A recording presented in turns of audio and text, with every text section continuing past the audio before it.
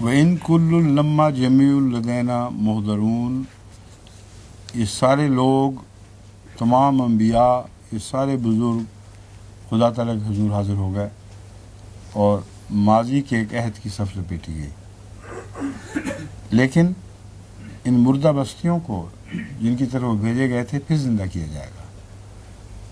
اور یہاں سے پرانے رسولوں کے بعد اور موسیٰ کی قوم کی قضیہ کے بعد رسول اللہ صلی اللہ علیہ وآلہ وسلم کی ظہور کا آغاز ہوتا ہے، اور اس کے متعلق اب تفصیلات بیان ہوں گی۔ آیت لہم الارض المیتہ، ان کے لیے ایک مردہ زمین ایک نشان کے طور پر ہے۔ احییناہا واخرجنا منہا حبا فمنہ یاکلون، ہم اس مردہ زمین کو زندہ کرتے ہیں، یا ایسی زمین کو ہم نے زندہ کر دیا۔ واخرجنا منہا ماضی میں باتیں ہیں جو استمرار کا حکم مضارع کے معنوں میں رکھتی ہیں اور واقعتاً ماضی میں بھی ہو چکی ہیں۔ آیت لہم الارض المیتہ احییناہا، ہم نے اسے زندہ کر دیا، واخرجنا منہا حبا، اور اس میں سے دانے نکالے، یعنی رزق کے دانے، کھانے کے لیے دانے، فمنہ یاکلون، اور ان میں سے وہ کھاتے بھی ہیں، یعنی سارے دانے کھانے کے نہیں، ان میں ایسے بھی ہیں جو کھانے کے قابل ہیں۔ وَجَعَلْنَا فِيهَا جَنَّاتٍ مِّن نَخِيلٍ وَأَعْنَابٍ، اور ہم نے ان میں باغات بنائے، نخیل کھجوروں کے، وعنابن اور انگوروں کے، وفجرنا فیہا من العیون، اور ان میں سے چشمے بھی جاری کر دیے، لیاکلوا من ثمرہ، تاکہ ان کے پھل میں سے کھائیں، وما عملتہ ایدیہم، اور جو ان کے ہاتھوں نے محنت کی ہے، افلا یشکرون، کیا وہ شکر ادا نہیں کرتے یا کریں گے؟ یہاں لیاکلوا من ثمرہ وما عملتہ ایدیہم میں دو طرح کے نباتات اور پھلوں اور زمین سے اگنے والے دانوں کا ذکر ہے۔ کچھ وہ ہیں جو قدرتی وسائل سے از خود پیدا ہوتے ہیں، اور اکثر زمانہ انسان کا ایسا گزرا ہے کہ وہ گیدرر کے طور پر رہا ہے، جو کچھ زمین اگاتی تھی اسی کے پھل سے وہ فائدہ اٹھاتا تھا اور خود محنت نہیں کرتا تھا۔ اب رسول اللہ صلی اللہ علیہ وسلم کا زمانہ وہ آ چکا ہے جس میں کاشت پر بھی بہت زور دیا جائے گا، اس لیے اس کا ذکر ضروری تھا۔ لیاکلوا من ثمرہ وما عملتہ ایدیہم، آگے ساری باتیں جو ہونے والی ہیں ان آیات میں وہ رسول اللہ صلی اللہ علیہ وسلم کے زمانے اور اس زمانے سے جو رسول اللہ صلی اللہ علیہ وسلم کے زمانہ ہے اس سے تعلق رکھنے والی ہے۔ افلا یشکرون، کیا وہ شکر گزار نہیں ہوں گے، شکر نہیں کریں گے؟ سبحان الذی خلق الازواج کلھا مما تنبت الارض ومن انفسہم ومما لا یعلمون، پاک ہے وہ ذات جس نے خلق الازواج کلھا، ہر قسم کے زوج پیدا کیے، مما تنبت الارض، اس میں سے جو زمین اگاتی ہے، ومن انفسہم، اور خود ان کے اپنے نفوس میں سے، ومما لا یعلمون، اور پھر ایسے جوڑے بھی پیدا کیے ہیں جن کو وہ نہیں جانتے۔ یہ آیت کریمہ اگلے زمانے کی طرف انگلی اٹھانے لگی ہے، اٹھا رہی ہے، یہ سب آیات اسی طرف اٹھائیں گی کہ درختوں کے کچھ جوڑوں کو تو ان کو علم ہے، نر کھجور اور مادہ کھجور، لیکن بہت سے ایسے پھل اگانے والے درخت ہیں اور بہت سی ایسی کھیتیاں ہیں جن کا ان کو علم ہی نہیں ہے کہ یہ نر اور مادہ رکھتے ہیں۔ اللہ تعالیٰ فرما رہا ہے ان کو بھی خدا نے نر اور مادے میں بنایا، ہر چیز کو نر اور مادے میں تقسیم کر دیا، اور خود ان کو بھی۔ اور یہاں جو لوگ زوج سے مراد بیوی لینا پسند نہیں کرتے، وہ اس آیت کو کہاں لے جائیں گے؟ یہاں مرد، خامند اور بیویاں دونوں زوج ہیں اور زوجین ہیں، اس لیے ربنا ہب لنا من ازواجنا قرۃ اعین میں ان کو اپنی بیویوں کو یاد رکھنا چاہیے، ورنہ وہ زوج کے حقیقی معنی سے واقف ہی نہیں ہے. وَمِنْ أَنفُسِهِمْ وَمِمَّا لَا يَعْلَمُونَ. یہ لا یعلمون کا جو مضمون ہے اس وقت یہ کثرت کے ساتھ اطلاق پا رہا تھا جب قرآن کریم نازل ہوا ہے، اور مستقبل میں جوڑوں کا علم ہونا تھا، یہاں تک کہ سب اٹامک پارٹیکلز کے بھی جوڑوں میں بٹے ہونے کا ذکر چلنا تھا. تو بہت بڑی پیش گوئی ہے کہ آئندہ زمانے میں یہ جوڑے کا مضمون خوب کھولا جائے گا، اور آج کے لوگ نہیں جانتے مگر آئندہ وہ لوگ جان لیں گے. وَآیَةٌ لَهُمُ اللَّیلُ نَسْلُخُ مِنْهُ النَّہَارَ. اور یہ جوڑے کا مضمون رات اور دن پہ بھی جسمہ ہو رہا ہے. ان کے لیے رات کا آنا ایک نشان ہے. نَسْلُخُ مِنْهُ النَّہَارَ، اسی میں سے ہم دن نکالتے ہیں. فَإِذَا هُمْ مُظْلِمُونَ، پھر وہ اندھیروں میں دوبارہ داخل ہو جاتے ہیں. اب یہ جو رات ہے اور رات سے دن نکالنا، یہ قطعاً ثابت کرتا ہے کہ زمین گردش کھا رہی ہے. اگر ایسا نہ ہوتا تو رات سے دن نہ نکلتا. سورج جو ہم ڈوبتا دیکھتے ہیں اس نے غائب ہی ہو جانا تھا. ایک دفعہ گیا تو ہاتھوں سے نکل گیا.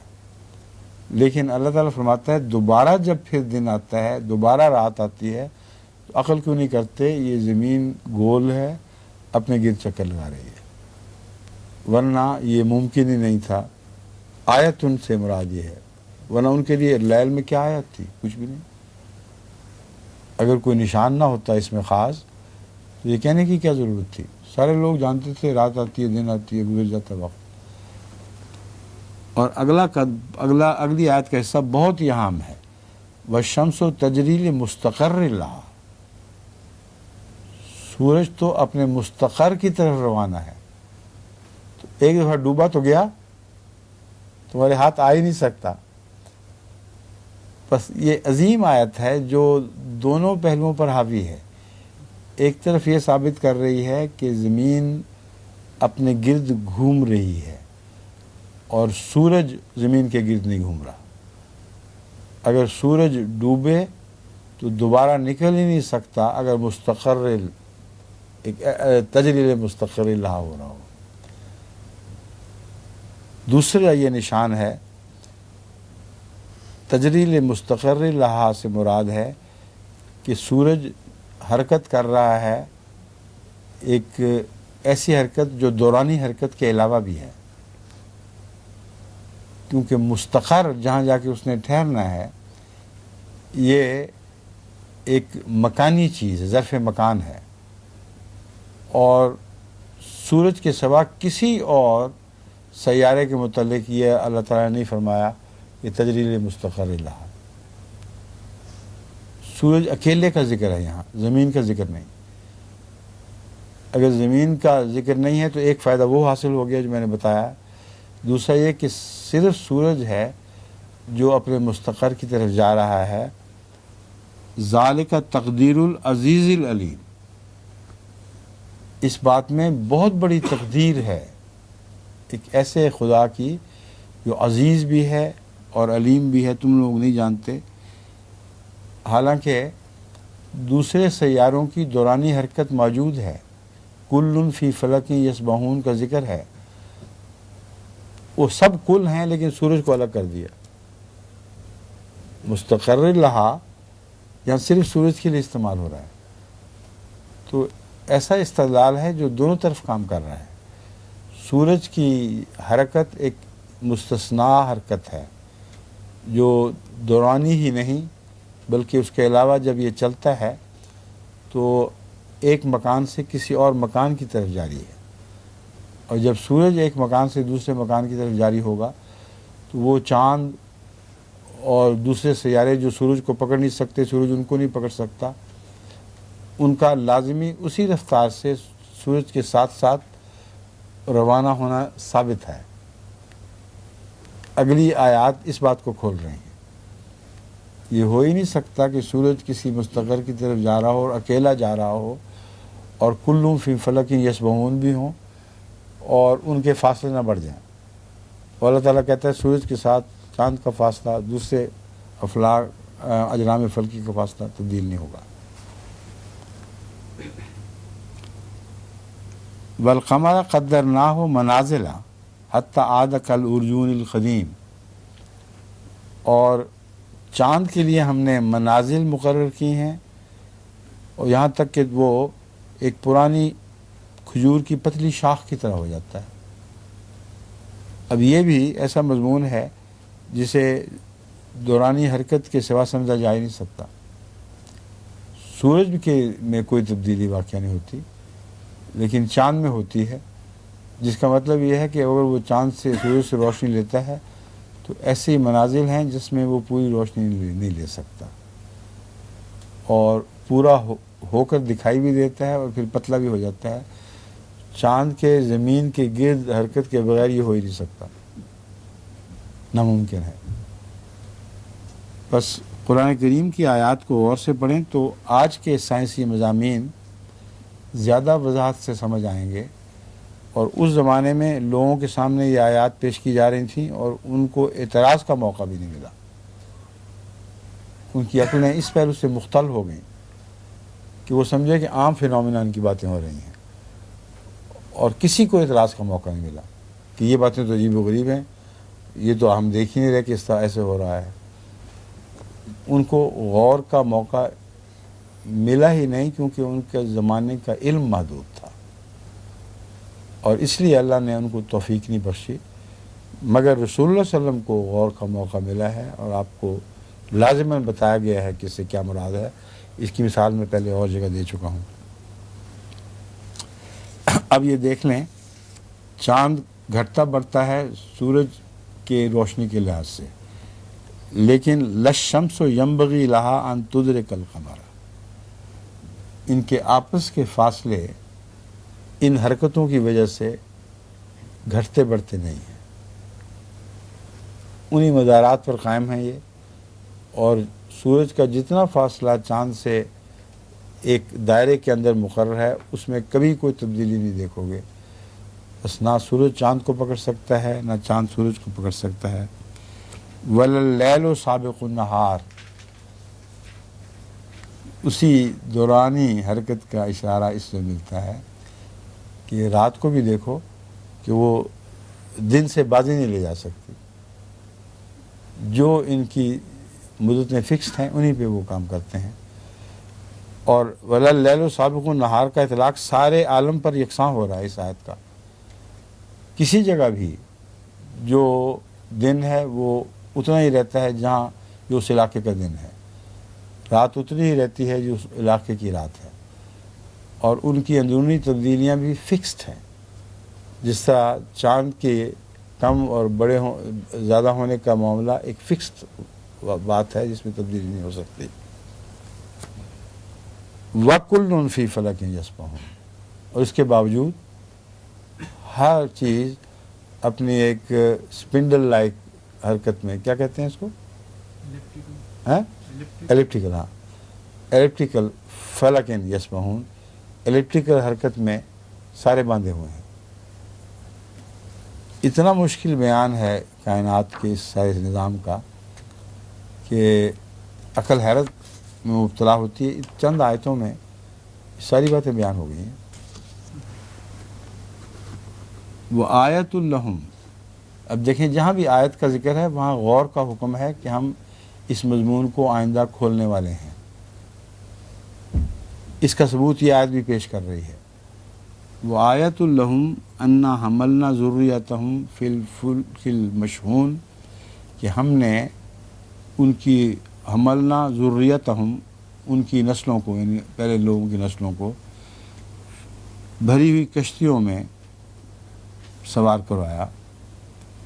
وَخَلَقْنَا لَهُم مِّن مِثْلِهِ مَا يَرْكَبُونَ، اور ہم نے ان کی جو کشتیاں ان کو عطا کی تھیں ویسی ہی اسی قسم کی اور کشتیاں دیں گے جو بہت مختلف بھی ہوں گی، جس کا علم بھی ان کو نہیں، مگر نوع ان کی وہی ہوگی. بس سمندر میں چلنے والی کشتیاں میکینیکل ہیں اور سمندر میں چلنے والی جو بھی سواریاں ہیں انسان کی وہ جیسے پرانے زمانوں میں میکینیکل تھیں ویسی آج بھی میکینیکل ہیں. یہ نہیں آپ دیکھتے کہ اونٹوں کو سجا دیا گیا ہو، کہ ہاتھیوں کو سجا دیا گیا ہو کہ سمندر میں چل پڑے اور ان کے پیچھے چھکڑے گھسیٹے جا رہے ہوں. خشکی کا اور معاملہ ہے، وہ الگ ذکر کیا اللہ تعالیٰ نے. سمندر کا یہ ذکر فرمایا ہے کہ وہ جیسی بے جان سواریاں پہلے تھیں ویسی ہی بے جان رہیں گی، میکینیکل طاقت سے چلنے والی ہوں گی، اور ان کی عظمت اور بڑائی میں اتنا فرق ہوگا کہ گویا کہ اس زمانے میں نہیں ہے. وہ پیشگوئی ہے. وَخَلَقْنَا لَهُم مِّن مِّثْلِهِ مَا يَرْكَبُونَ، ہم پیدا کریں گے اس سے ملتی جلتی چیزیں جن کا ان کو اس وقت علم نہیں ہے، مگر اسی قسم کی چیزوں پر یہ سواری کرتے ہیں. وَإِن نَّشَاءْ نُغْرِقْهُمْ فَلَا صَرِيخَ لَهُمْ وَلَا هُمْ يُنقَذُونَ، اور اگر ہم چاہیں تو ان کو غرق کر دیں. فَلَا صَرِيخَ لَهُمْ، ان کے لیے کوئی چیخ کوئی پکار کام نہیں آئے گی. وَلَا هُمْ يُنقَذُونَ، اور وہ اس مصیبت سے چھڑائے نہیں جائیں گے. یہ آیت جس طرح پرانے زمانے کے سمندر میں سفر کرنے والے جہازوں اور کشتیوں پہ اطلاق پاتی تھی، بہنی آج بھی پا رہی ہے. کوئی نہیں دنیا میں بڑی سے بڑی طاقت جو اس کو تبدیل کر سکے. جب سمندر میں طوفان اٹھتے ہیں تو بڑے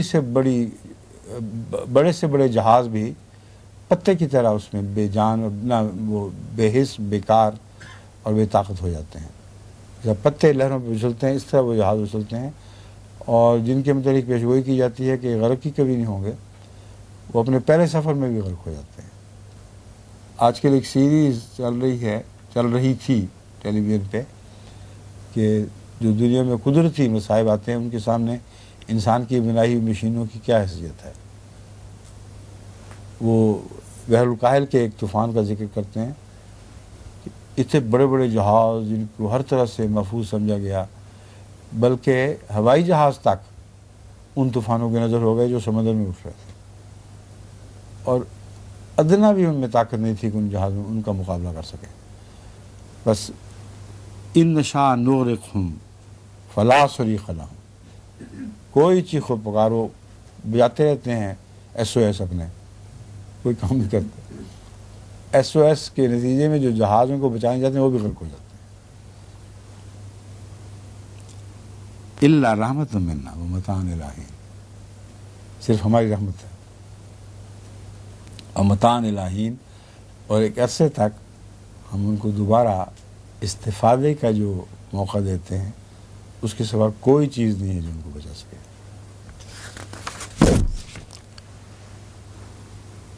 وَإِذَا قِيلَ لَهُمُ اتَّقُوا مَا بَيْنَ أَيْدِيكُمْ وَمَا خَلْفَكُمْ لَعَلَّكُمْ تُرْحَمُونَ، اس کا دیکھیں پہلی آیت سے کیسا گہرا تعلق ہے. الا رحمت منا ومتاع الہی، رحمت کے طور پر ان کو بچایا جاتا ہے، اور یہ رحمت تقاضا کرتی ہے کہ وہ خدا تعالیٰ کے شکر گزار بندے بنیں اور آگے پیچھے جو گزر چکا ہے اس کو دیکھیں، اس سے سبق حاصل کریں. وَإِذَا قِيلَ لَهُمُ اتَّقُوا مَا بَيْنَ أَيْدِيكُمْ وَمَا خَلْفَكُمْ، جو کچھ تمہارے سامنے گزر رہا ہے، جو تم سے پیچھے گزر رہا ہے، اس سے بچنے کے سامان کرو. ان سب باتوں میں ایسی نصیحتیں ہیں کہ تم ان کی نصیحتوں کو تسلیم کرو تو تم پناہ میں آ جاؤ گے، ان کے خطرات سے پناہ میں آ جاؤ گے. اگر تم یہ کوشش کرو گے تو تم وہ لوگ ہو جن پر لعلکم ترحمون، جن پر وہ رحم کیا جائے گا جس کا پہلے ذکر گزرا ہے. بس عامت الناس اس رحم کے محتاج نہیں ہوتے، مگر اس کا یہ ہرگز مطلب نہیں ہے کہ ہر جہاز جو بچایا جاتا ہے اس میں متقی سوار ہوتے ہیں.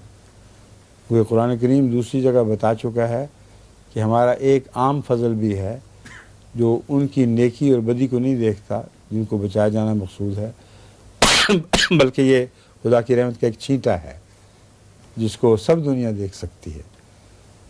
بس اللہ جانتا ہے کہ خشکی پہ جائیں گے پھر برے ہو جائیں گے، پھر بھی ان کو بچا لیتا ہے.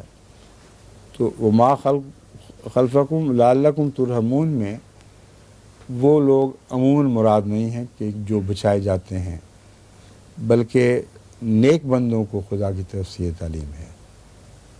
تم دیکھتے ہو ہم رحمت کے ذریعے بچا بھی لیتے ہیں، تم جانتے ہو کہ غیر متقیوں کو بھی بچا لیتے ہیں، مگر اگر تم تقویٰ کرو تو یہ خدا کا وعدہ ہے، لعلکم ترحمون، تم ضرور بچائے جاؤ گے۔ یہ وعدہ خصوصیت سے آج جماعت احمدیہ پر اطلاق پا رہا ہے۔ اگر جماعت احمدیہ ان آیات سے سبق سیکھے تو مجھے یقین ہے کہ بڑی سی بڑی بلا میں بھی لعلکم ترحمون کا مصداق ہو جائیں گے، جیسے طاعون میں ہوئے تھے، جیسے اور بڑے بڑے زلازل میں احمدیوں کے ساتھ، متقی احمدیوں کے ساتھ خاص سلوک ہوتا ہے۔ بس اس کے ساتھ وقت ختم ہوتا ہے، باقی انشاءاللہ کل، ٹھیک ہے۔ آیت 46 مکمل ہوئی۔